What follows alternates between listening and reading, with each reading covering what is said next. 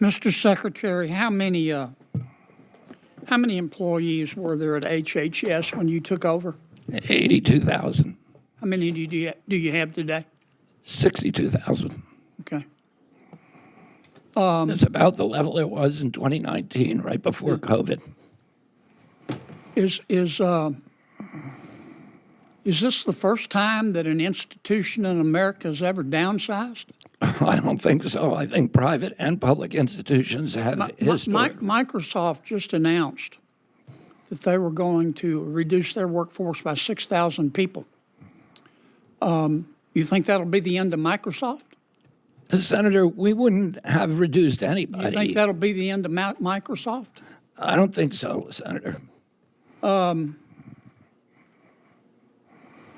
Meta, I still call them Facebook, just announced they're going to reduce their workforce by 3,000 people. You think that'll be the end of Meta? I imagine it will not. Yeah. Think maybe the people at Meta know what they're doing? I think that they do. They make a lot of money, Senator. Do you hate NIH? I love NIH. I grew up with NIH. I visited when I was a boy. I loved science, and those were my favorite afternoons, visiting the labs at NIH. Do you hate medical research? No, I think we need to lead the world in medical research in this country. In fact, isn't it true, Mr. Secretary, that you would like to see more money spent on medical research? Obviously, I'm the secretary of this department. No secretary wants to see his budget cut. Well, one way of doing that, it seems to me, would be to stop some of the stealing. And let me tell you what I mean by that. Let's suppose you give NIH gives a university $100 million to research, for medical research, to research a cure. And that university takes $30 million of it, doesn't spend it on the research. They use it to subsidize the rest of their university.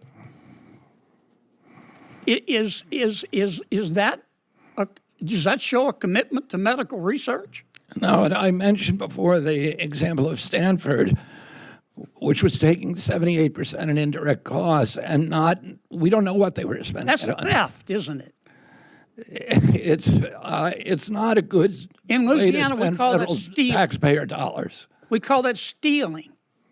Is there any doubt in your mind that a lot of universities are taking this NIH money, which is supposed to be spent on medical research, and using it to fund other parts of their university? Is there any doubt in your mind, Bobby? Oh, and Senator, the other people who are writing grants, like the Gates Foundation, the Rockefeller Foundation, they paid 10% to 15% in indirect costs. We were paying 50, 60, 70%. So, in fact, what you're doing is adding money to medical research.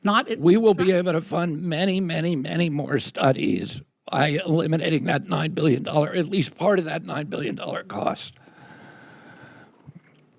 Okay. I want to ask you about LAHEAP. Are you familiar with this GAO report they did on LAHEAP? I am not, Senator. They found, they audited 7 states. They found 11,000 dead people getting LAHEAP grants. You familiar with that?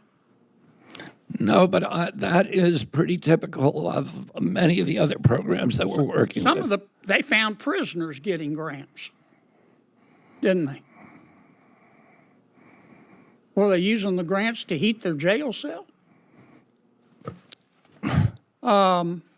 They found 1,000 federal employees getting the grants with federal salaries that greatly exceeded the income limits. They found some of those folks living in $1 million homes.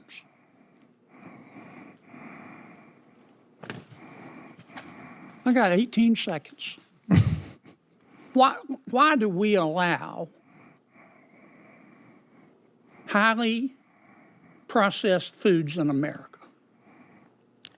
That's a complicated question, but it's driven by profits, but to a food industry that is making money by poisoning American kids, and they don't do it abroad. They make the same products for Canada and for Europe that do not contain many of those chemicals. You understand, Mr. Secretary, there's nothing you can do that's going to make many of my Democratic colleagues happy. You get that, don't you? I do understand. I'm coming to understand that, Senator. Yes. Thank you.